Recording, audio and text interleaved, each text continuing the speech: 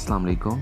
आप सबको वेलकम करता हूँ अपने यूट्यूब चैनल हैप्पी गार्डनिंग पर और उम्मीद करता हूँ कि आप सब ठीक ठाक होंगे, खैरियत से होंगे।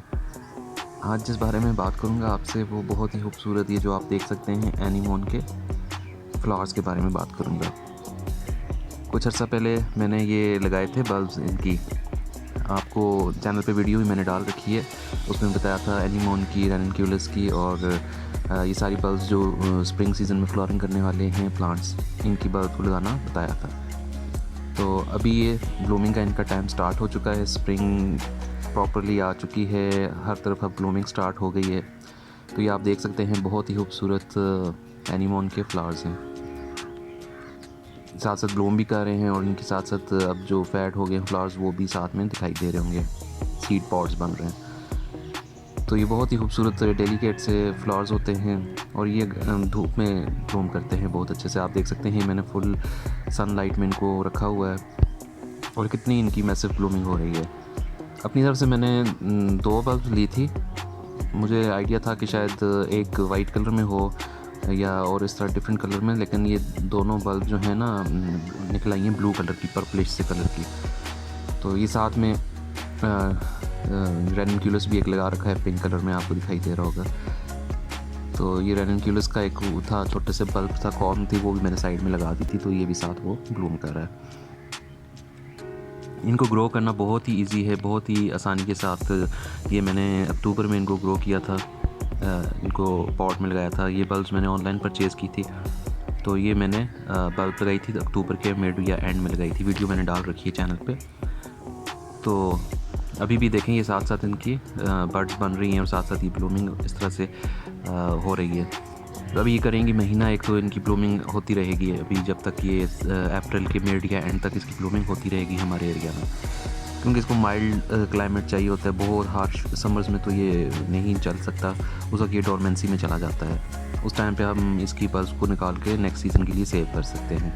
लेकिन फ़िलहाल वो मैं आपको सेपरेटली वीडियो बना के बताऊंगा कि किस तरीके से आपने इसकी बल्ब को सेव करना है और नेक्स्ट सीज़न के लिए किस तरीके से संभाल के रखना है।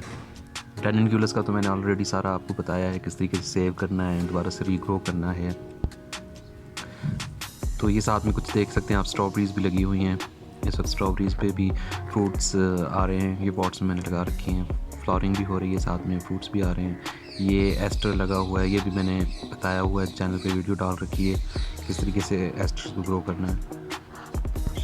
तो एनीमोन को ग्रो करना इजी है, बस आपने इसको फुल सन प्रोवाइड करनी है। और सॉइल मैंने जब पॉट की थी, इसमें बल्ब्स लगाई थी, उस टाइम पे मैंने कंपोस्ट मिलाई थी और बस टाइम टू टाइम इसको थोड़ी वाटरिंग कर देनी है, बस सिंपल इतना ही करना है। और कोई भी इसकी एक्स्ट्रा केयर नहीं, कोई इसके साथ पेस्ट का मैंने नहीं देखा कि इसके ऊपर कोई पेस्ट्स का अटैक हो कोई किसी किस्म का।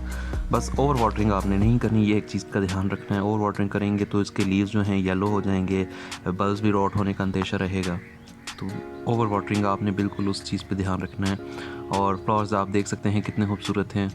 रात में थोड़े से ये क्लोज हो जाती हैं इसकी पेटल्स जो हैं, अलबत्ता दिन में ये फुल फ्लैज इस तरीके से फुली ब्लूम में रहती हैं। और ये अभी फ्लावरिंग करते रहेंगे महीना एक और, मज़ीद महीना ना भी किया लेकिन मिड अप्रैल तक ये यहाँ पे हमारे एरिया में ब्लूमिंग करते रहेंगे। और जैसे जैसे समर्स आने शुरू होंगे और गर्मी की शिद्दत में इजाफा होता जाएगा, तो ये थोड़ा सा इसके फ्लावर्स आना बंद हो जाएंगे फर्स्ट स्टेज पे।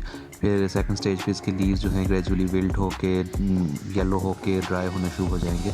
तो उस वक्त तक आपने इसको रहने देना है सॉइल में, ग्रेजुअली वाटरिंग कम कर देनी है और उसके बाद ये होगा कि लीव्स जो हैं येलो होके ख़त्म हो जाएंगे बिल्कुल।